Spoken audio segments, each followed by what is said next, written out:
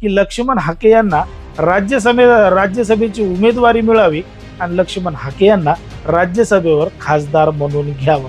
परंतु खरंच लक्ष्मण हाके यांना खासदारकी मिळू शकते का? सगळ्यात मोठा पक्ष आहे भाजप, कारण की भाजपचे 132 आमदार आहेत। म्हणजे भाजप हे त्यांच्या 3 ते 4 राज्यसभेच्या जागा आरामशीर निवडून आणतं। मग जे इतर महाविकास आघाडी आहे, मग महाविकास आघाडीमध्ये काँग्रेसचे 16 आहेत। पहिलं नाव आहे ते म्हणजे संजय राऊतांचं आणि दुसरं नाव आहे ते म्हणजे शरद पवारांचं। लक्ष्मण हाके यांचा नंबर नेमका कुठून लागणार आणि कसा लागणार? भाजपने समर्थन दिलंय, मोठं केलंय, जरांगे पाटलांच्या विरोधात बोलायला लावलंय। सध्या सोशल मीडियावर काही पोस्ट मोठ्या प्रमाणात व्हायरल होत आहेत। त्यापैकीची एक पोस्ट आहे ती म्हणजे लक्ष्मण हाके यांची। आता लक्ष्मण हाके यांची पोस्ट नेमकी व्हायरल का होतीये, कशामुळे होतीये हे जर आपण पाहिलं तर त्यामध्ये स्पष्टपणानं लिहिलेलं आहे की लक्ष्मण हाके यांना राज्यसभेची उमेदवारी मिळावी आणि लक्ष्मण हाके यांना राज्यसभेवर खासदार म्हणून घ्यावं। आता अशा पोस्ट सोशल मीडियावर व्हायरल जरी होत असल्या, तसं अनेकांचं म्हणणं जरी असलं किंवा अनेकांची तशी इच्छा जरी असली की लक्ष्मण हाके यांना खासदारकी मिळाली पाहिजे, त्यांनी आतापर्यंत अनेक आंदोलनं केलं आहेत, हे केलं आहे, त्यामुळे त्यांना खासदारकी मिळाली पाहिजे अशी अनेकांची इच्छा आहे। परंतु खरंच लक्ष्मण हाके यांना खासदारकी मिळू शकते का? या गोष्टीचा जर आपण विचार केला तर एक गोष्ट आपल्या लक्षात येते की सध्या देशाच्या राज्यसभेच्या निवडणुका आलेल्या आहेत। म्हणजे 15 तारखेला राज्यसभेच्या निवडणुका आहेत आणि 5 मार्चपर्यंत उमेदवारी अर्ज दाखल करायचा आहे।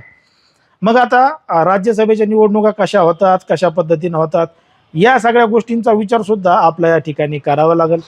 कारण की 5 तारखेला जेव्हा उमेदवारी अर्ज दाखल होतील तेव्हा त्या ठिकाणी कोणता उमेदवार आहे आणि कोण निवडून येईल, कोण नाही, हे आपला उमेदवारी अर्ज दाखल केल्यानंतर समजेलच। पण मात्र राज्यसभेची निवडणूक होत असताना आणि राज्यसभेवर निवडून जाण्यासाठी त्या ठिकाणी संख्याबळ लागतं, ते म्हणजे आमदारांचं। मग सगळ्यात जास्त संख्याबळ कोणाकडे आहे, काय आहे, या सगळ्या गोष्टींचा आपण विचार केला तर सध्या राज्यामध्ये सगळ्यात मोठा पक्ष आहे भाजप, कारण की भाजपचे 132 आमदार आहेत।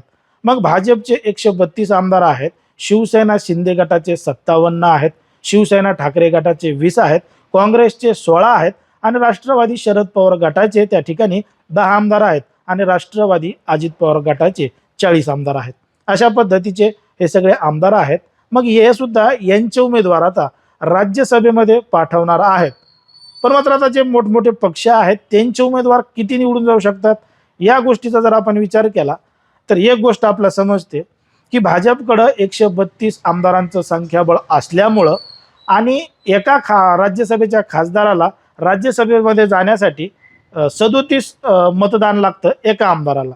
मग भाजपकडे 132 आमदार असल्यामुळं आणि एक दोन अपक्षाचा त्यांना पाठिंबा असल्यामुळं किंवा एक अपक्ष आमदार त्यांना पाठिंबा देणारा असल्यामुळं त्यांचं संख्याबळ 133 होतं। म्हणजे भाजप हे त्यांच्या 3 ते 4 राज्यसभेच्या जागा आरामशीर निवडून आणतं। मग बारी येते ती म्हणजे शिवसेना शिंदे गटाची, यांच्याकडं 57 आमदारांचं संख्याबळ आहे। मग एका खासदाराला निवडून आणण्यासाठी मत लागतं 37 आमदाराचं।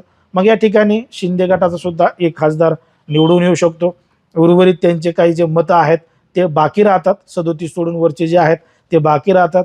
दुसरं जे खासदार निवडून येऊ शकतो ते म्हणजे अजित पवार गटाचा, कारण की त्यांच्याकडे सुद्धा 40 आमदार आहेत आणि 37 मतं त्यांना पडले की त्यांचा सुद्धा एक खासदार राज्यसभेवर जातो, त्यांचे सुद्धा उरलेले 3 मतं हे उर्वरित राहतात। मग जे इतर महाविकास आघाडी आहे, मग महाविकास आघाडीमध्ये काँग्रेसचे 16 आहेत आणि शरद पवारांचे 10 आहेत आणि शिवसेनेचे 20 आहेत। म्हणजे या तिघांचे जरी आपण मिळून बघितलं तर 46च्या जवळपास होतो। म्हणजे महाविकास आघाडीचा एकच खासदार निवडून येऊ शकतो। मग ते एका जागेसाठी 2 उमेदवार इच्छुक आहेत। पहिलं नाव आहे ते म्हणजे संजय राऊतांचं आणि दुसरं नाव आहे ते म्हणजे शरद पवारांचं। मग आता शरद पवार उमेदवारी अर्ज दाखल करणार का नाही करणार हा देखील महत्त्वाचा प्रश्न आहे, कारण की शरद पवारांचा आता 85च्या जवळपास वय झालेलं आहे। मागच्या 60 वर्षापासून ते संपूर्ण राजकारणामध्ये आहेत। आत्तापर्यंत त्यांनी विधानसभा असो, लोकसभा असो, राज्यसभा असो, विधान परिषद असो, अशा वेगवेगळ्या पदांचा पदभार स्वीकारलेला आहे आणि आता ते राजकारणातून निवृत्त होण्याच्या मार्गावर आहेत, म्हणून ते त्या ठिकाणी उमेदवारी अर्ज दाखल करतात का नाही, हा देखील एक महत्त्वाचा प्रश्न आहेच. पण मात्र संजय राऊत आणि शरद पवार हे दोघंही उमेदवार, आता या दोघांपैकी नेमकं उमेदवारी कोणाला मिळते हे सुद्धा पाहावं लागणार आहे. मग आता राजकीय या संपूर्ण गणितामध्ये भाजप त्यांचे 4-5 खासदार राज्यसभेवर पाठवणार आहे. त्यामध्ये एकनाथ शिंदे यांना एकच जागा मिळणार आहे. अजित पवार गटाला सुद्धा एकच जागा मिळणार आहे. एक जागा त्यांच्याकडे ऑलरेडी होती सुनेत्रा पवार यांची, पण मात्र अजित पवार यांचं विमान अपघातामध्ये दुःखद निधन झाल्यामुळं सुनेत्रा पवार यांनी अजून राज्यसभेच्या खासदारकीचा राजीनामा दिलेला नाही. पण मात्र तरी सुद्धा या त्यांनी इकडं उपमुख्यमंत्री पदाची शपथ घेतलेली आहे आणि 6 महिन्याचा कालावधी लागतो राजीनामा देण्यासाठी, तोपर्यंत त्या उपमुख्यमंत्री पदावर राहतील. मग एकंदरीत या संपूर्ण मोठमोठ्या पक्षांमध्ये त्यांचे खासदार निवडून आणण्यासाठी तेच प्रयत्न करत आहेत. संपूर्ण महाविकास आघाडीमध्ये 1 ते 2 जागा आहेत आणि महायुतीमध्ये 6 जागा आहेत. म्हणजे एकूण 7 जागांपैकी 6 जागा या महायुतीला काही करून निवडून आणायच्यात. मग त्याच्यामध्ये लक्ष्मण हाके यांचा नंबर नेमका कुठून लागणार आणि कसा लागणार हा देखील महत्त्वाचा प्रश्न आहे.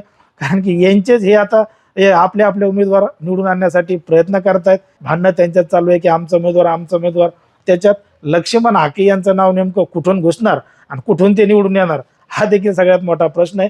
त्याच्यामुळे सध्या तरी लक्ष्मण हाके यांना खासदारकी मिळणार नाही, ते राज्यसभेवर जाणार नाहीत असं सुद्धा आपल्या या ठिकाणी समजतं. जरी राज्यसभेवर लक्ष्मण हाके यांना पाठवायचं असलं तरी सुद्धा ही योग्य वेळ नाही. कारण की अजूनही मनोज जरांगे पाटील यांचं आंदोलन सुरू आहे आणि त्या आंदोलनाला काउंटर करण्यासाठी, उत्तर देण्यासाठी लक्ष्मण हाके हे सुद्धा अजून मैदानात आहेत.